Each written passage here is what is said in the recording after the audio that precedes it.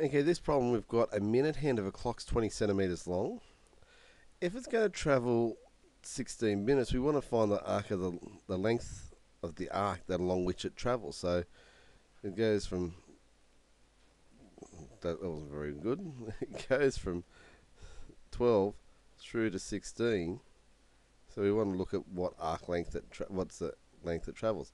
To get our angle there, we need 16 out of 60 because there's 16 minutes out of the 60. Gives us 8 pi and 15 as our angle. And then our radius of our circle would be 20. So 8 pi on 15 times 20 gives us 32 pi on 3. And that's how far it travels. Exactly, because we're in terms of pi. The shortest distance between initial and final positions of the tip of the hand. Well, basically what we're talking about there is the shortest distance is a straight line between where they are. So we're looking at that angle opposite the side we need to find.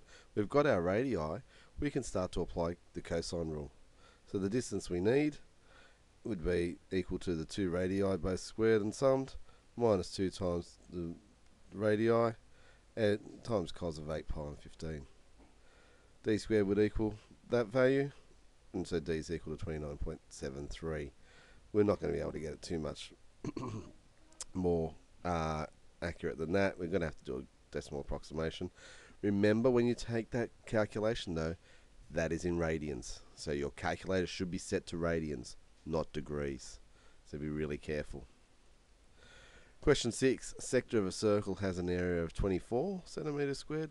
Angle measures 3 radians. So this time again we want to find the radius, applying the formula, but it's a little bit different because our unknowns on the right hand side here in r squared.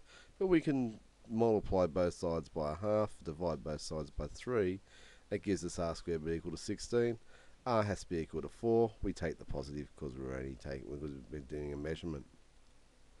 Question 7. The area here of area of AOB of a sector, radius of length 6 centimeters, is 27.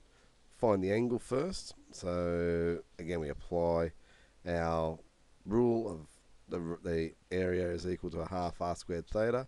This time we're finding theta, dividing by 27 by multiplying it by 2, dividing it by 6 squared gives us 3 over 2 as our angle in radians. And so the length of the minor arc is just the 6 centimeters times that angle to give us 9. So we're using our formulas in a little bit different ways. Nothing that we're not unable to do, because we were able to solve simple equations. They're not going to give you really hard equations there to solve.